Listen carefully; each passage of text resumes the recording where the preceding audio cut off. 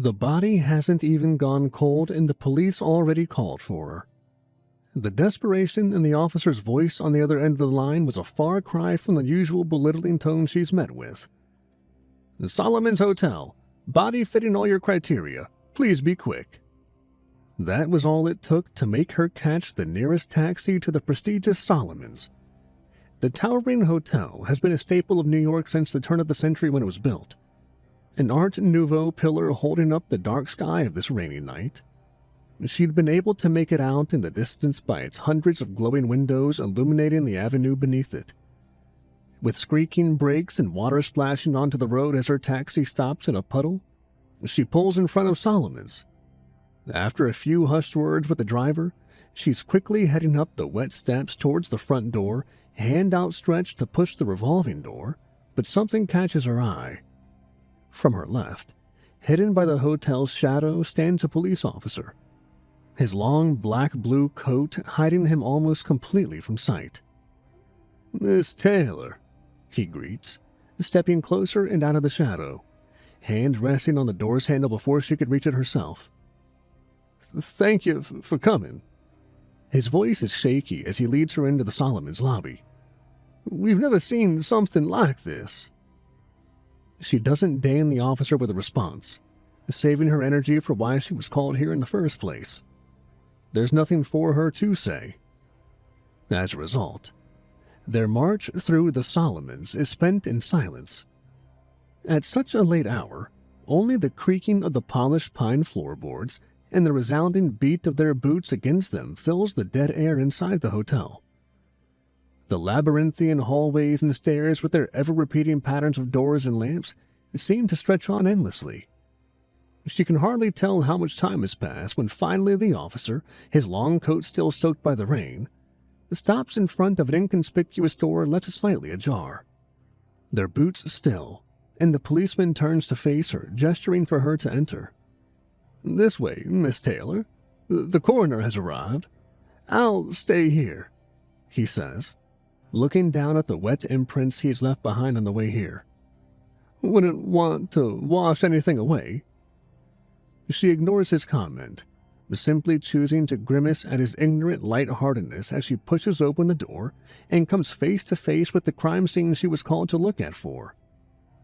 The room is luxurious, spacious enough to be made out of multiple compartments, and yet she can still tell it's one of the hotel's cheaper options. It's obvious in the unpolished scratches in the wooden furniture and the dark corners the few lights don't quite manage to illuminate. A whole troop of officers mingle in the room, low murmurs filling the air along with the unmistakable voice of the coroner coming from what she can only call the room's living room. She pushes forward, through the officers crowding the already tight space, following the coroner's voice, slowly understanding more the closer she gets. "No rigor mortis. Limbs are still somewhat warm. Blood still fluid. How curious." His voice suddenly cuts off as his attention falls to her, eyes darting up from the body on the floor to smile up at her. "Ah, Taylor," he greets enthusiastically, gray beard crinkling as he speaks. "What does the expert make of this?" He gestures broadly at the room's floor, the body and its surroundings laid out before them, eyes shining with a form of morbid amusement. The sight in front of her would be horrifying for a lesser mind. The body of a black-haired, pale man lies on the living room floor, a metal stake thrust deep into his chest. This sight on its own would already be enough to become a burden on any average person, and yet it is not what makes this murder truly horrifying. Surrounding this young man's corpse are runes drawn in blood, a pentagram with dots in each corner along with a circle around it all. She has no response for the coroner, be it from curiosity taking a hold of her or not knowing enough to formulate a statement. She needs to see more. Pushing up her glasses with one hand, she leans down, taking a closer look at the victim. A young man, vaguely European, maybe Irish or Italian. She'd say maybe just past 30 at the highest. His suit appears expensive. a full black herringbone set with a white shirt turned maroon by his own blood beneath it. That brings her to the undeniable murder weapon, the metal stake in his chest. It glints warmly in the room's low light, despite it surely being ice cold even if embedded in the warmth of freshly departed human flesh. Something about it just doesn't look right, though. The coloration of the metal does not appear to be like that of steel or iron. A voice in her head whispers, "Coroner," she addresses the older man leaning over the corpse. "You've got gloves. Pull on the stake for me and tell me how heavy it is." Almost instantly, the coroner's eyes light up and his smile grows sly. "Your trained eye never disappoints, Miss Taylor," he responds, leaning down even further, resting on his hand and feet as his other hand wraps around the stake. "Indeed, heavier than one might imagine, I would guess." "Lead." She cuts him short, already knowing what he's thinking about. She takes another step forward, intrigued, only for her focus to be broken as her foot steps into something wet. Her eyes fly downward, realizing she stepped onto one of the runes painted around the seal. She recognizes the shape instantly, the Scorpio, the alchemical symbol for separation. But that's not the only thing that draws her attention. No, it's the human ink it's written with. "His blood hasn't even fully dried yet," she whispers, astonished. "How long has this man been dead?" The coroner's attention shifts, the stake forgotten in his hand, eyes locking onto her much like an excited dog. He opens his mouth to answer, holding up one finger, as if to signal she asked a very good question. But instead, another man's voice comes from behind her, its authoritative tone instantly making the coroner snap his mouth shut. "Stop standing around. You're ruining the crime scene," a voice booms, followed by a tall man wearing a thin coat and a fedora pushing through the other officers to stand beside her at the edge of the gruesome painting. The man's head swivels from the coroner to her, to the corpse on the ground and back to her. He extends a hand. "I'm Amos, lead detective. And you are?" She shakes his hand, responding curtly. "Taylor, paranormal expert." Amos's face betrays he has thousands of questions, not to mention the slight lift to the corner of his mouth, immediately making clear he's not really taking her seriously. "How long has this man been dead?" she asks, cutting off any of his possible questions that would only end up embarrassing him. There is no time for this silly game. They have a murder to investigate. To his credit, the detective's face smooths over like a wave beaching on sand, any trace of his humor replaced with a mask of confidence. "The front desk called the precinct around 90 minutes ago," he states, attention drifting to the coroner. "And that man can tell us." 2 hours? The coroner cries excitedly. "This man has been dead for just about 2 hours. That manages to send a jolt through the detective, who turns to face the door leading to the hallway feverishly quickly. "This trail is still hot," he exclaims. "The murderer may still be here," she extracts, following his train of thought. "You said the front desk called this in?" The detective nods, already leading the way towards the door.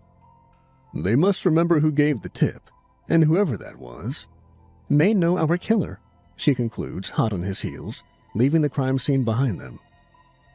As they begin to trek through the Solomon's hallways, the detective's head swivels towards her, his pace not faltering at all. "It looks like your expert analysis will have to wait, Miss Taylor," he says, as the ever-same pattern of doors and lamps pass them by. "If you catch them now, we won't ever have to see each other again, detective," she allows herself to bite back, knowing he's not being serious about valuing her work. Amos grimaces, shaking his head with a smirk on his face. How can he find something to smile about while investigating such a terrible murder she has no idea? The Solomon's hallways stretch on endlessly, and somehow it feels like the route back takes even longer than the one to the crime scene. There's an anxiety building in the back of her mind, an uneasiness she can't place, but standing in the middle of a pair of stairs it finally hits her. "We didn't use these stairs on the way here," she realizes, looking behind her as if to make sure she's not just imagining things. It's a weird feeling, Looking at the totally normal staircase, its luxurious railings and shiny floorboards not even a bit out of place for the hotel, but she can't shake the feeling that this is the first time she's seen it. It sends her entire sense of direction reeling. Thinking about it, she also realizes with the way the Solomon is built, a skyscraper constructed snugly between other buildings in downtown New York, there is no way some of these hallways they've taken could have ever been this long without a single turn or bend. Something isn't right here. Amos, however, doesn't seem to notice. He stops and turns to face her, an expression on his face she can only call humoring. The corner of his mouth is slightly upturned and his eyes twinkle with amusement. "Your line of work would make anyone paranoid, wouldn't it?" He attempts to joke, though it can hardly be called successful, as all he receives is a blank stare of unhidden loathing. He returns to leading the way towards the lobby. "You must have taken another route to this crime scene. Nothing to get obsessed about. Let's keep going," he offers up, voice defeated. She hopes it's a sign he stops trying to joke around. She can hear the detective's steps retreating from her already, moving deeper and deeper into the hotel, while she still can't take her eyes off the staircase. It feels like it will vanish the second she turns her back towards it. "Miss Taylor, please. There is a killer on the loose."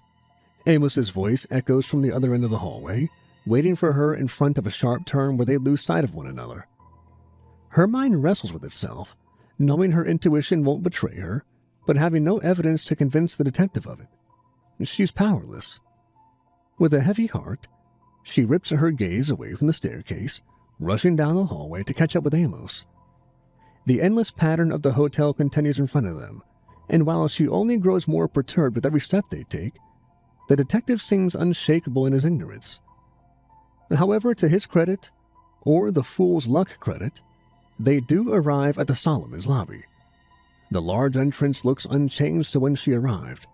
The rain still patters against the glass, the red sofas surrounding the coffee table in the waiting area remain unoccupied, and the lone secretary she ignored after entering still sits hunched over a bunch of paperwork at the front desk too. The detective marches towards the woman with purpose, while the secretary seems hardly to notice. Only as Amos's hands slam onto the fine wooden desk she works at does she look up, eyes jumping up in fear for just a moment before she seems to calm down. "Hello, sir. How can I help you?" the secretary asks diplomatically. Obvious the same spiel she uses on every person that visits her desk. It doesn't surprise her that Amos hasn't introduced himself before, but it certainly doesn't add any merits to her mental image of him. Detective Amos doesn't seem bothered by being mistaken for a guest, choosing to cut straight to the point instead. "You called the local police precinct notifying us about a death in this hotel, correct?" he asks, tone of voice making clear the question is meant to be more rhetorical than anything else. But the girl sitting opposite of them doesn't seem to think so. She stares at Amos with large, fearful eyes, eyebrows creasing as soon as they said the word death. She sputters, trying to form a response. I don't... what? Amos interrupts, barking loudly. "Who gave you the tip? Who told you about the murder in room 66? The secretary looks utterly distraught, blinking wildly as if she tries to remember but just can't. Her forehead creases painfully as she stutters. I don't know. I can't remember. I don't... Fuck, Amos yells, slamming his palm onto the desk once again. "How could you forget?" he demands angrily, and she can tell he's trying hard to keep himself from reaching for the girl's shoulders and shaking her. Tears start to gather in the corners of the girl's eyes, and Taylor shoves the detective aside. "How do we get back to room 66 as fast as possible?" she asks softly, eyes focused on Amos, reprimanding him for pushing the girl too far too quickly with a deathly stare. The detective simply rolls his eyes in response, grumbling to himself. "The elevator," the girl tells her quietly, after having a hard time to gather herself. "Take the elevator to the 3rd floor and head left." "Thank you," she says, nodding and grabbing the detective's arm to drag him along. "Hey, he protests before she cut him off. She doesn't know. She ends the discussion, tapping the elevator button feverishly. "We need to get back to the crime scene. If this..." she tries to continue. But her mind turns blank as the glinting steel doors of the elevator are pushed aside and she gets to peer inside. Behind the door is another hallway, the same long corridor lined with lamps and doors they've wandered before. She sees no end to the hall, stretching on forever until it collapses into darkness. A breathless, disbelieving sigh makes it past Amos's lips. He shakes his head, slowly at first, then faster and faster. The upset over the secretary forgotten, the detective rushes over to the next elevator, smashing his palm against the call button. She hears him murmur. At first, she can hardly make it out. But as the doors begin to open, it grows into a shout she can't understand. "No, no, no, no, no, no!" he cries in frustration, eyes wide with fear. The detective's mask, forged hard by years of service, breaks, and just for a moment, his face looks like that of a child again, faced with the incomprehensible and otherworldly terror he cannot understand. On the other side of the elevator is a spiral staircase extending as high as it is deep. The coldness of the stone steps encloses her like a cloud of smoke, sending a shiver down her spine and seeping into her bones. She keeps her eyes trained on the staircase, desperately willing it to vanish, to close her eyes and be faced with a normal elevator, to not have this become reality. Amos breathes in deeply next to her, needy, too quick to really fill his lungs in any meaningful way. He swivels on his feet, boots squeaking painfully loud as he turns and grips her shoulders. "What is going on, Taylor? What's happening?" he demands, voice shaking from a dangerous mix of apprehension and anger. She struggles to find an answer, failing at even gathering the right words to explain what she thinks is going on. Her mouth opens and closes repeatedly, making her look more like a fish on land than a paranormal expert. A moment of silence passes between them. Amos's arms visibly tensing as a vein on his throat pulses aggressively. Slowly, a sentence begins to form in her mind to try and explain what this could be, but Amos's attention begins to shift once more before she can speak. His head turns towards where there previously had been the Solomon's large window looking out onto the street, his neck seemingly grinding past his spine with how reluctant his head moves. The windows have vanished, as had the entrance. Instead, a naked brick wall with inconspicuous wooden doors placed erratically stands there, some even sitting several meters above the ground, unreachable for anything human. "No way!" Amos breathes out in utter disbelief. His strength leaves his arms, resting limply on her shoulders. The hotel is changing in front of them, its shape defying its architecture and all laws of physics. "Come on," she exclaims, grabbing Amos's arm again, trying to pull him along the back towards the front desk. The secretary still sits there, still hunched over the same mountain of paperwork, a fountain pen in hand. "Hey, hey!" she shouts, trying to get the other woman's attention as she storms towards her. The girl's head whips up with a hum when she realizes she's being addressed, a perfectly trained smile spreading on her face. "How can I help you, miss?" she asks, exact same professional tone of voice she had used with Amos. It has Taylor pause. Her eyes flit from her to the detective back to her again, no recognition apparent on her face. Did she forget them? How did... she attempts to ask, but she doesn't manage to get out a sentence that would be fitting given her bewilderment. The secretary seems none the wiser to her predicament, lying down her pen and resting her palms flat on her desk. "Miss, do you need assistance? Is something wrong?" she offers. Taylor's mouth opens, wanting to voice a response she doesn't quite know yet herself, but before that can happen, Amos grips her elbow tight, hissing into her ear. "I'm not waiting around another second until you tell me exactly what the hell is going on here," he demands, the shaken man replaced once again by the cocky detective she got to know first. She halts, sorting her thoughts and giving him the only explanation she is able to muster up. "The seal is in the hotel room," she starts, gesturing for him to follow, leaving the entranced secretary behind at her desk without another word. "That seal is used to trap demons." "So, this is some kind of exorcism gone wrong?" Amos questions skeptically, hands resting on hips, one just above where his revolver sits in its holster. She sighs, a stressed, almost sardonic noise. No idea. The seal was surrounded by the Scorpio, the symbol for separation. I've never heard of it being used like that, she says, defeated. I can't explain this.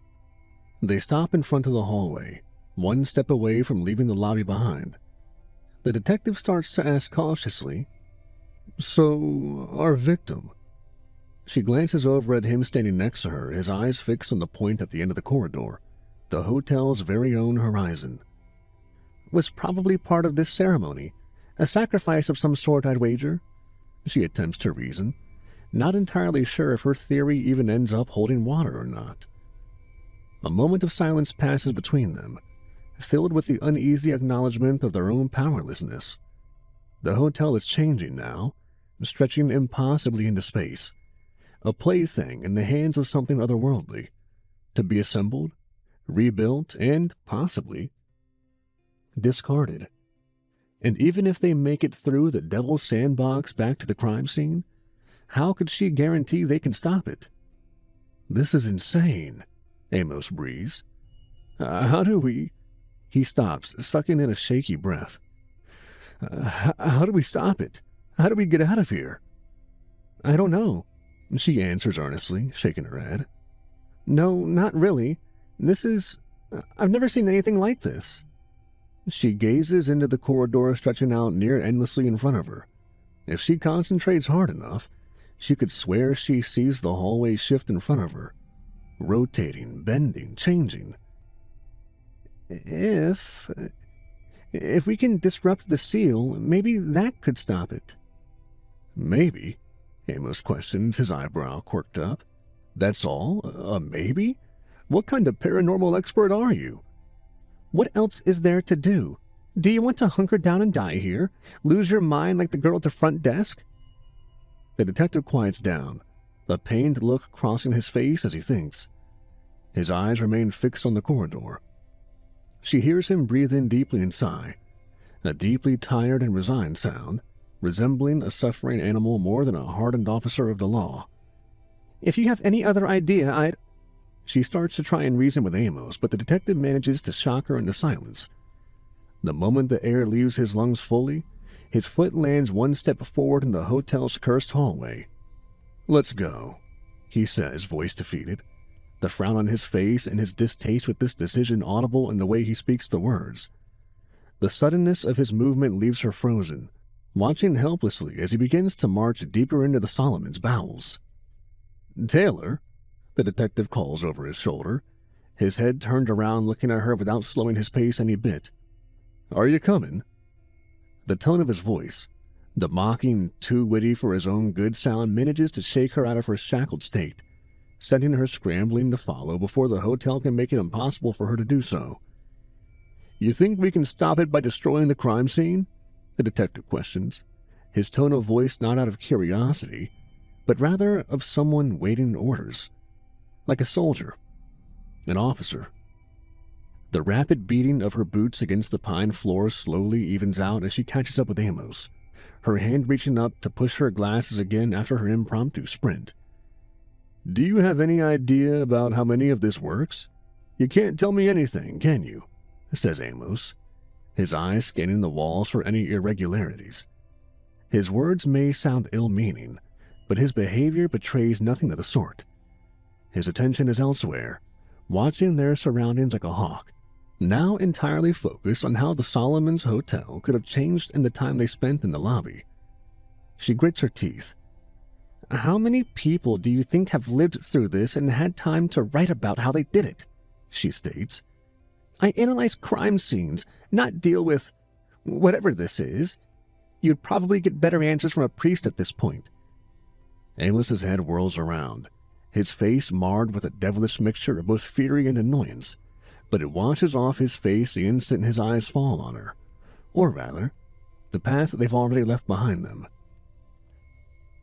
Taylor, he breathes, blinking rapidly. Turn around. Immediately she stops, boots as if tethered to the floor. She tries to study Amos's disbelieving expression for any indication of what she might find beside herself, but she doesn't manage to see anything she recognizes. Slowly, her head turns, hairs on the back of her neck standing up, making her skin feel like the scales of a fish. Behind her remains the hallway, the same it had been when they walked it, but its form is twisted, it's turned, contorted like a wrung-out washcloth. The floor they've been steadily moving forwards on has been rotating around its own axis the whole time. Has it been like this from the start? Her hand reaches out in an instant, snatching Amos's arm. "Come on, we need to go!" Her feet thunder against the hotel's pine floor as she drags the detective along for the first few steps of her sprint, Amos only being able to wrestle his gaze away from the corridor a moment after her. She keeps moving straight, knowing, seeing, that the floor in front of her isn't bending sideways. It's an impossibility. Nonetheless, when she finally does glance backwards, she comes face to face with the fact that the corridor keeps turning and turning around itself behind them. The wavy pattern in which the floors, walls, and ceilings shift almost mesmerizingly beautiful. "Taylor, a turn!" Amos shouts. Now the detective's the one who's dragging her along, their unforgiving pace having her stumble for the first few steps after beginning to run anew. Sure enough, his vision doesn't deceive the detective. A few more meters in front of them, their route bends to the right. It's a struggle to make the sharp turn at their speed, almost leading them to crash into the wall, but they just about manage without tumbling over their own feet. The hallway keeps going, but its end is finally in sight. An elevator door stands at the end of the hall, tall and imposing, its polished silver doors glinting in the light. Its screen shows that it's moving, something approaching to arrive at their floor. Without much thinking, she rams her elbow into the detective's side.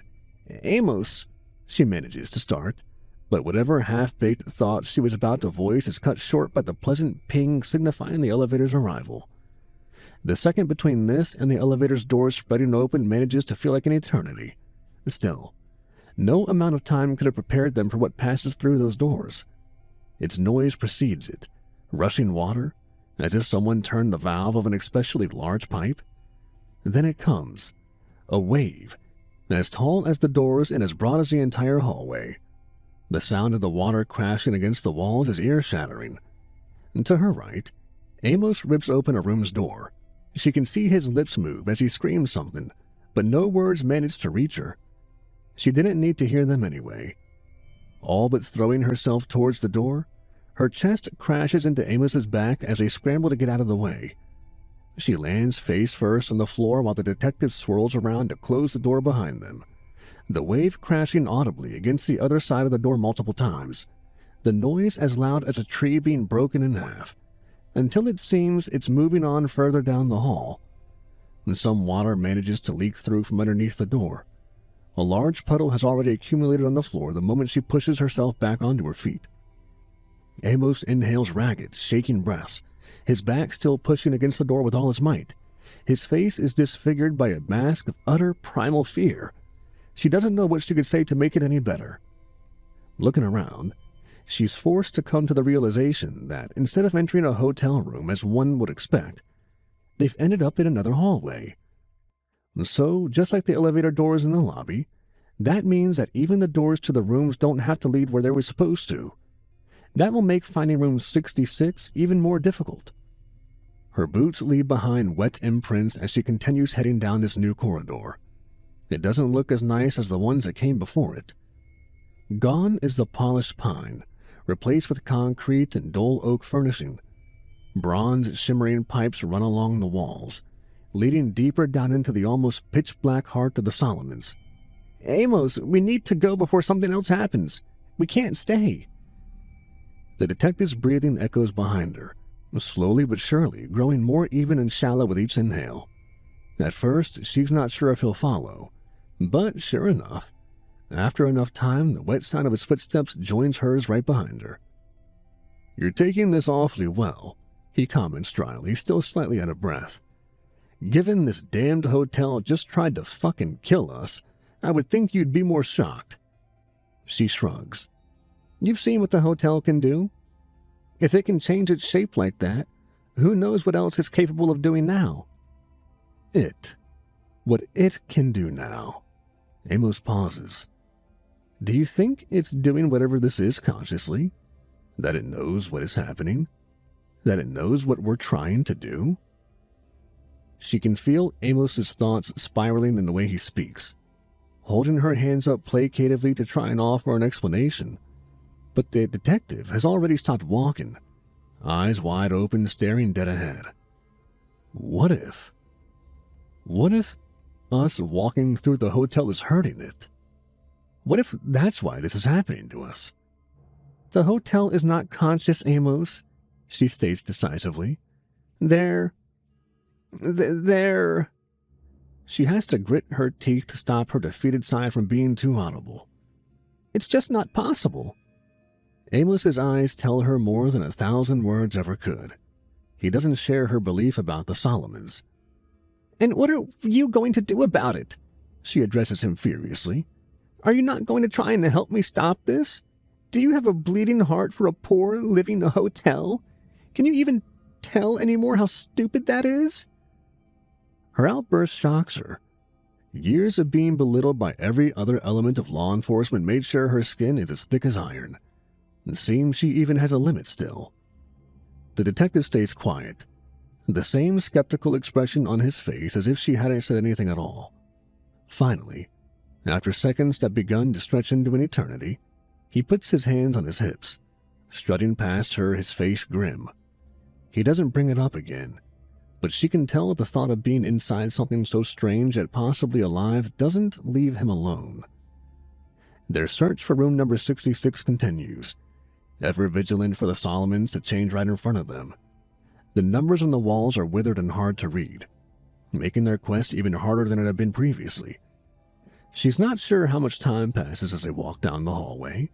She's lost her feeling for it somewhere along the way. It's starting to get to her how little progress they've made, and she can tell something similar is happening to the detective.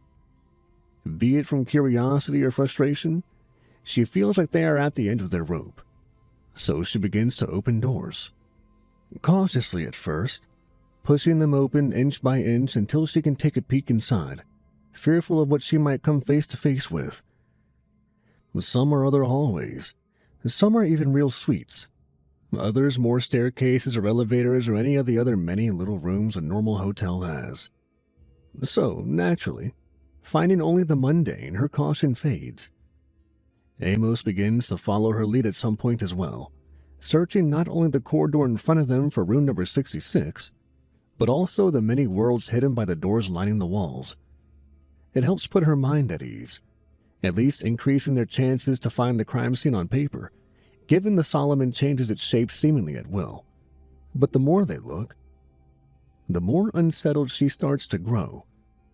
The corridor they've seen before have already been unbelievably long, but behind more and more doors, the hallways take on turns and twists no human architect could create. Similarly, many of the rooms begin to blend together.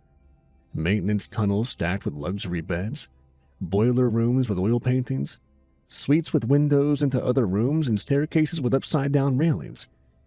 It's like someone is trying to recall what makes up a hotel, but their memory is failing them. Rooms, pipes, halls, windows. They've seen hundreds, thousands, and all otherworldly variations that no human was ever meant to see with her own eyes. She's all but given up hope to find room 66, so when she does finally find a hint of the pivotal room, she can't even believe her eyes. Behind one of the doors, she's lost count of how many they've looked through by now, another corridor greets her. This one is turned 90 degrees, apparently stretching endlessly to the heavens and to the deepest pits of the earth. She'd slam the door shut and move on, but at the last moment something catches her eye. Opposite of her, the room number now turned sideways, is the door to the crime scene. 66. Amos! She bellows down the hall. Amos, I found it! The detective's steps thunder against the floor as he rushes towards her, coming to stop right behind her, staring at their destination over her shoulder. Holy shit, he breathes, running a hand through his hair. How are we going to get across? He leans his head forwards, gazing down into the abyss quickly before flitting his eyes back up to focus on the door again. He does not look back down. How do they get across? By jumping, obviously, unless they somehow find a ladder. But first they'll have to get the door open. Her eyes wander, searching for any kind of possible tool that could help them get the door open. Some kind of hook or stick. It doesn't take long for her to find a solution to their problem.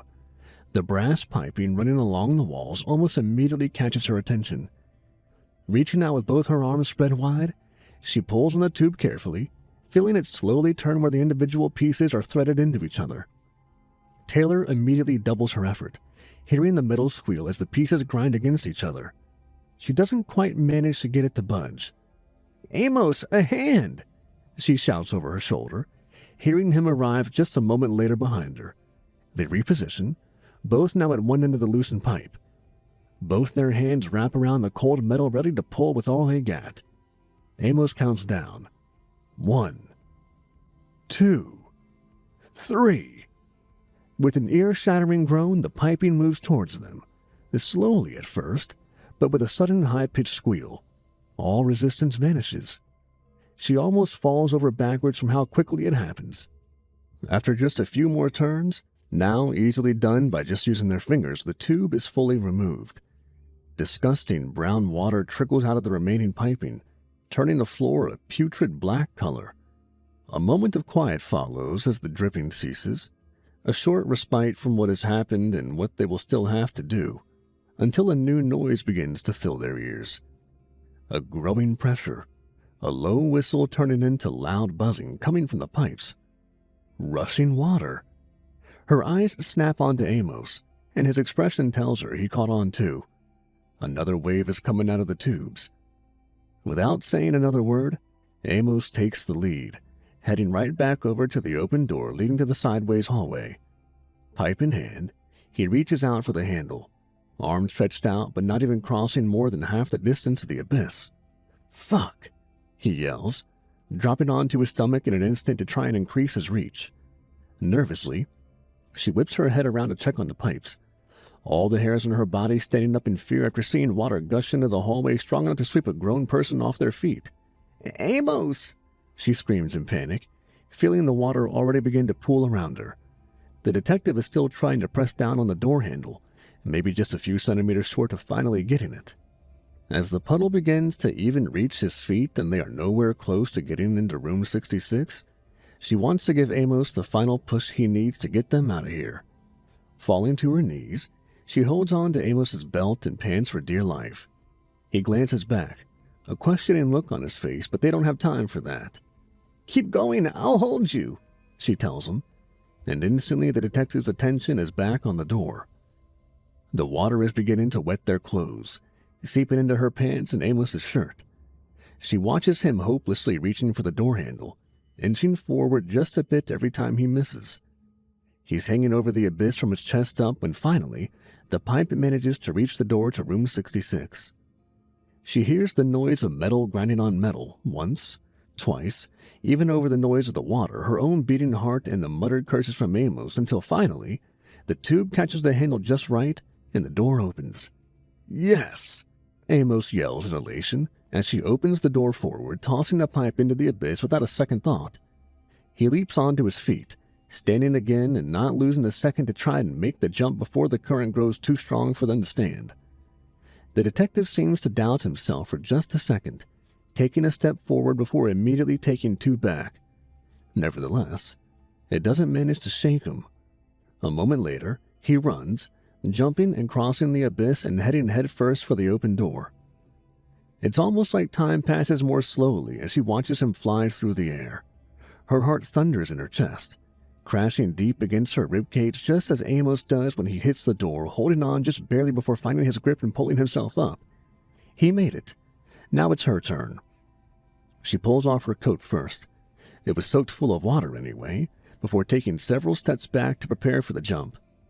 The water reaches up to cover her boots almost entirely at this point. Any more and running will start to get impossible. Now or never. Her eyes lock onto the door, forcing herself to ignore the bottomless pit she'll have to cross. If Amos managed to, she can too. A deep breath, the beating of her heart, the rushing water behind her, and she runs. 3 times her boots hit the ground before she takes off, leaping over the abyss with a silent prayer on her lips. The darkness beckons below her feet, but she does not listen to its call. She crosses the pit, arriving at the other side with her upper body almost halfway through the door. Pushing herself up and swinging her legs over the ledge, she finally stands in room 66, soaked to her bones. She heaves for air, hands on her knees to try and manage the adrenaline in her body. In and out, in and out. The raucous beat in her chest slowly subsides, and with every passing second, she feels more and more like she can finally look up. Amos already stands in the middle of the room, one hand on his hip revealing his gun once more while the other rubs his face anxiously. His back is turned towards her, his eyes fixed forward towards the hotel's back wall. Slowly, his head turns backwards to face her, eyes wide, gargantuan enough to be almost comical, yet his expression, still half hidden by his hand covering his mouth, is nothing to laugh at. All his features shine with the unmistakable emotion of despair. That's when she sees it. Even if this may have been the door to room 66, this is not the crime scene. There is no body. There is no seal. This is a normal room. No, no, no, no, no, no, no, no, she mutters, shaking her head violently. The room's changed. Of course they have. Just like the hallways and doors, all the suites are shifting around as well. Then that means we can't find it, she admits defeatedly. If it's all changing, our room could be behind any door. This was all pointless. Amos finishes her sentence, pressing his palms against his eye sockets so hard she can see his arms shake. They spent what feels like an eternity in uneasy silence, just their shaky breathing and the otherworldly groans of the solemnest movements in the far, far distance filling the air. Their one hope to possibly stop this incomprehensible corruption lies squandered in front of them, destined to either search forever for a destination that keeps changing, or die miserably hiding away inside the belly of the beast. She doesn't know how much time they spent in this would-be room 66, sitting opposite one another on the ground staring at nothing. The hopelessness of their situation settled deep inside their bones. Amos leans his head backwards, a hollow thunk following as it hits the wall. He sighs, palms sliding forward on the ground until they suddenly form fists. "Fuck it," he says, jumping onto his feet with a disturbing determination on his face. "Amos?" she asks, unsure of what could have possessed the detective so suddenly. The officer ignores her question, searching the apartment for something only he knows. Confidently, he steps toward a trophy decorating the wall, the severed head of a buck. Without much deliberation, he reaches up for one of its antlers, breaking it off with just a flick of his wrist. "Amos?" she repeats, more puzzled than she was even the first time. Has the detective finally lost it? She'd understand if he did, truly. After all, they are both going to go sooner rather than later. Antler in hand, he walks back towards her, pausing momentarily to kick a table and its chairs out of the way, creating a large free space right in the middle of the hotel room. Standing in front of her, he reaches down, rolling up his pant leg before, with a frightening intensity, stabbing his own shin with one of the antler's ends, pulling it down towards his ankle, creating a gash which immediately has blood drip onto his shoes and the floor. "This," he starts, panting slightly as his eyes drift up to meet hers. "This is how we end it." He gestures at the space he just cleared out. "You said the crime scene was a seal that was broken." A pause. He wets his lips anxiously. "What if we repaired it? You said it was a separation. What if we did one with reinforcement, multiplication, addition?" His eyes shine, the border between fear and insanity apparent for all to see in them. She pushes herself to her knees to respond. "Amos, it's not that easy. We don't—" "Does it matter?" He cuts her off. Doesn't matter if we are going to die here anyway. We might as well try. His hands quiver. From fear or frustration, she cannot say. From the way his lips shake as he stares her down, it's obvious this is born from a desperate need of not wanting to die on his knees. Amos, she begins to beg, hoping to suffocate any childish ideas of saving the day at the last minute. They are going to die here. She's sure of it now. The detective should start to make peace with it as well. But he interrupts her again. If you want to rot here, feel free to spend your last moments groveling for mercy. I don't want to die from this curse. He clenched his fists against his thighs, an emotional outburst completely unbecoming of a trained professional and resembling a toddler throwing a tantrum more than anything else. His face morphs into something more pained as he continues a moment later, voice now almost as quiet as a whisper. If it's all the same to you, then die whenever you want. The least you could do is try and help me not to. She can't look him in the eyes as he says it. The hurt and pain and fear too much for her to bear. Maybe it's because the words would resonate. Maybe it's because she sees the logic behind it. She sighs, slowly rising. A strange smile is painted on her face. Be it from having made her peace or trying to appease the detective, she doesn't know. Okay, she breathes, holding out her hand for the bloodied antler. She does as Amos has done, taking one of its sharpened ends to her flesh to draw blood. The warm feeling of it running down her leg manages to remind her she's alive still. Together, they recreate the seal with their blood. It doesn't take long. Its interlocking shapes as if burned into their minds.